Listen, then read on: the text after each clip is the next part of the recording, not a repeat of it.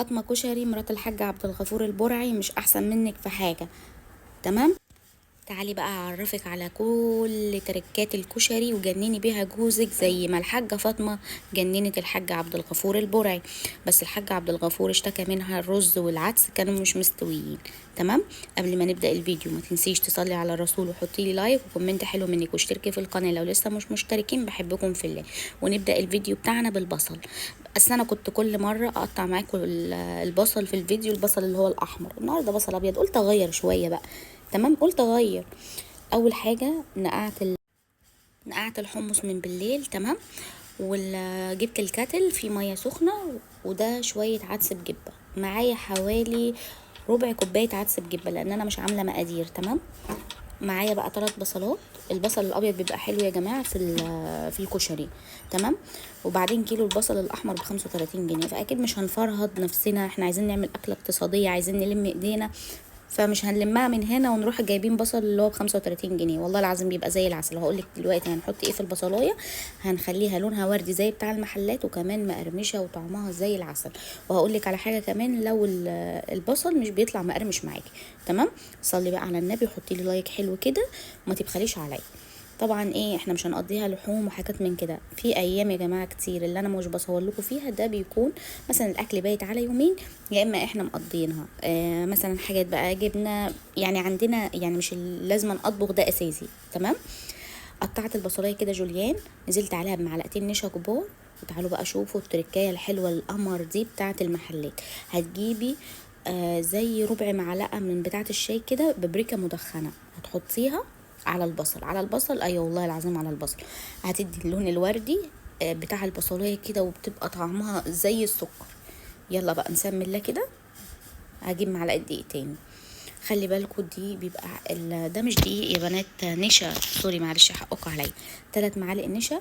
تمام. وهنحط دلوقتي بقى ايه، دلوقتي انا حطيت خلاص النشا ورشه البابريكا. تعالوا بقى نشوف هنعمل ايه. اول حاجه نولع الطاسه وحطيت شويه زيت. مش هنحمر البصلايه الاول، لا هنعمل العيش الاول. طبعا الكشري لازما جنبيه العيش، ده حاجه عندنا اساسي احنا المصريين، لازم نعمل العيش جنبها. تمام. ده كيس عيش شامي. هقطعه كده بقى بالمقص. تمام. وكمان بعد ما نقليه هقول لكم بنحط عليه توابل ايه عشان يكون طعمه زي اللي بره بالظبط. حطيت حله كمان على النار عشان اسلق فيها المكرونه.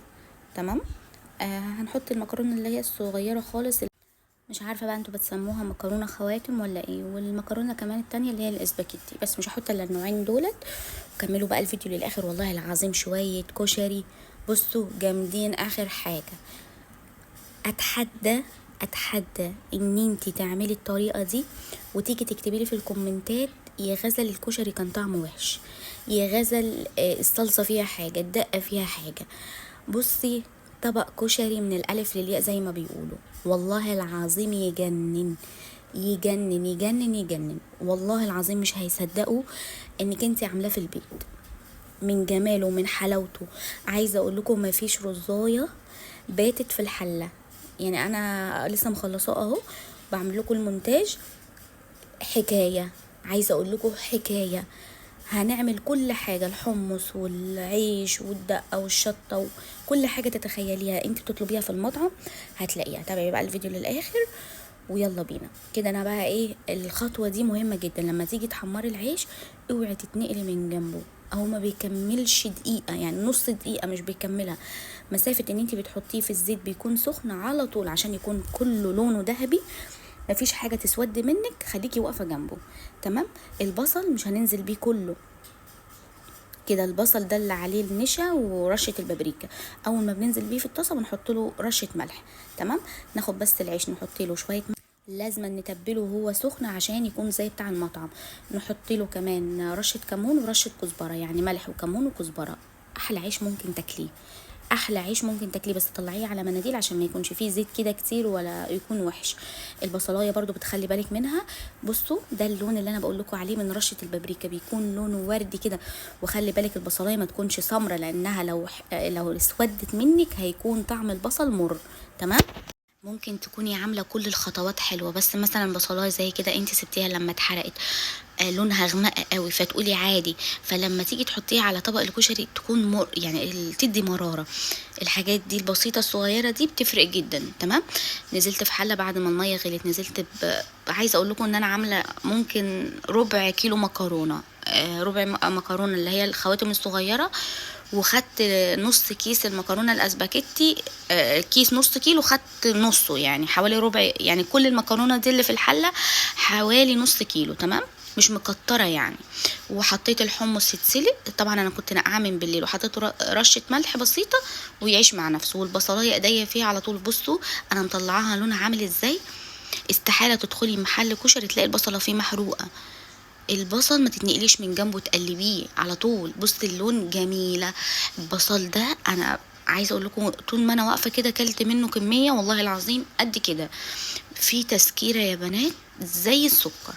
خلاص بقى كده بصفيه كويس وبطلعه على مناديل. اهم حاجه كمان من التركات اللي لو انت ما تعرفهاش لازم تحطيه على صينيه مفروده، وما تحطيش البصل كله على بعضه عشان ما يطراش. تمام. البصل زي بتفرديه كده، بتوزعيه بشكل عشوائي، وهيطلع بقى مقرمش معاكي وتحفه تحفه تحفه. عايزه اقول لكم يا بنات كل اللي جرب الكشري بطريقتي، والله انا عملته قبل كده بس على القناه التانية، عجبهم عجبهم عجبهم. في ناس والله العظيم يعني جيراننا وكده بيتابعوني، قالوا احنا جربنا الكشري بتاعك تحفه تحفه تحفه. وكمان يا بنات يعني بالذات المصريين معروفين ان من اكلات برضو العيد بعد الفسيخ والرنجة، ان الفسيخ والرنجة في المقام الاول بعدها الكشري. يعني الكشري عندنا برضو اساسي في اكلات العيد. بصوا انا كده سلقت المكرونه وشطفتها. الحله اللي انا سلقتها فيها حطيت فيها معلقه بصل اهي كبيره من البصل، مكان الطاسه اللي انا قليت فيها البصل. تمام. وبديها زي بشمع الحله بالمكرونه. تمام. المكرونه بقى زي محلات الكشري. انتوا عمركم شفتوا المكرونه لازقه في بعضها؟ لان المكرونه لو بتبرد بتلاقيها لزقت في بعضها عشان النشا. بيعملوا الحركه دي حركه الزيت، بيسخنوها كده في الحله ويدوها تقلبتين، تفضل المكرونه معاكي طول النهار. لما تيجي تغرفي منها تلاقي الواحده بوحدتها. فهمتوني؟ نزلت بقى برضو بزيت البصل في الحله، حطيت شويه شعريه، زي ربع كيس كده، ربع كيس الشعريه. تمام. وعليها كوبايه ونص رز. طبعا المقدار بتاع الشعريه والرز والعدس بجبه زي ما انت عايزه. انا بوريكي بس ان انت ازاي تعملي البصل، الدقه، الشطه، الحاجات دي. بس المقدار انت عايزه تعملي كيلو رز براحتك، عايزه تعملي مثلا كيلو مكرونه براحتك. هي الطريقه هتبقى واحده عادي ما فيهاش اي اختلاف، بس بتشوف الخطوات بتبقى ازاي. تمام. نزلت بالرز شوحته مع الشعريه، وبعد كده شطفت بقى العدس بجبه، مش انا نقعته مده 25 دقيقه في ميه سخنه. تمام. شطفته وبعد كده نزلت فيه على الرز واديت له بقى تقليبه. كنت في الوقت ده مسخنه الكتل، نزلت بميه مغليه وحطيت له ملح وكمون وكزبره، اللي هو الرز مع الشعريه مع العدس بجبه. وكده خلاص كان دخل في السوا. بتحطي ايه؟ بتشوحي الشعريه، بعد كده عليها الرز، بعد كده عليها العدس بجبه، تنزلي بمقدار الميه والتوابل بتاعه الرز اللي هو الكشري بقى، ملح كمون كزبره. تمام. احلى. ولا تحطي بقى مكعب مرقه، ومش عايزين افتكاسات، احنا عايزين طعم الكشري اللي بناكله في المطعم. تمام. معايا بقى كميه توم عشان هعمل منها الدقه، اللهم صل على النبي. وهعمل الصلصه، بس الصلصه فيها تركايه كده هنعملها النهارده مع بعض ان شاء الله هتعجبكم. ما تبصوش على جو ان انا عامله امسك حاجه حاجه واكلها كده. هو النهارده مش عارفه التفاصيل واخده حدها معايا، بس هو بصراحه يعني هو مين ما بيحبش الكشري. نزلت بقى ببصلايه متوسطه في الكبه. تمام. عشان اقول لكم احنا هنعمل ايه. احلى صلصه كشري ممكن تجربيها، نفس الطعم والريحه بتاع المحلات. اخر بقى شويه زيت من اللي احنا حمرنا فيهم البصل هننزل بيهم في الحله علشان نعمل صلصه الكشري. نزلت بالبصلايه اللي انا ضربتها في الكبه. تمام. ركزوا بقى في الخطوات اللي جايه دي يا بنات، عشان ايه؟ هتاكلي شويه كشري وهتدعيلي. قلبي بقى، قلبي قلبي. بعد كده بقى نحط رشه ملح على البصلايه، ننزل بزي معلقه توم صغيره، يعني قولي 4 فصوص توم. تمام. وبعد كده نقلب لحد ما البصلايه تدبل، تدبل بس. شايفين لونها؟ شوفوا بقى الحركه اللي جايه دي. خل، انزلي ب4 معالق كده خل او 3 معالق خل كبار. تمام. واديها تقليبه بالبصلايه والثوم كده، وبعد كده انزلي بالصلصه. عايزه اقول لكم يا بنات، ريحه الكشري في البيت والله العظيم انا حسيت فعلا ان انا فاطمه كشري. انا اتخيلتها الريحه لما بتعدوا من محل كشري كده، الريحه كانت وهم.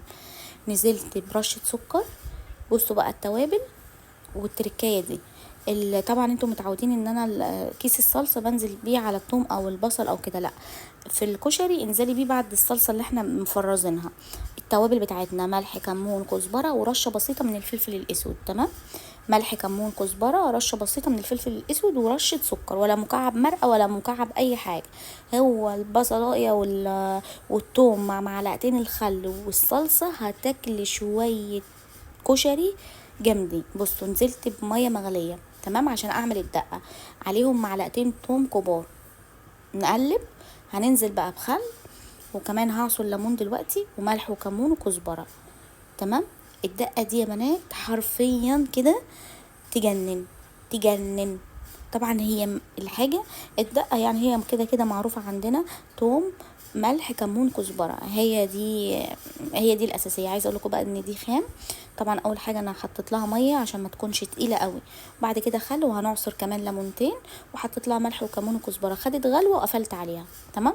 نعمل الشطه بتاعتنا بقى، الشطه الزيت اللي هي، يعوذ بالله على الشطه دي يا بنات، يعني تحطي طرف المعلقه كده على طبق الكشري.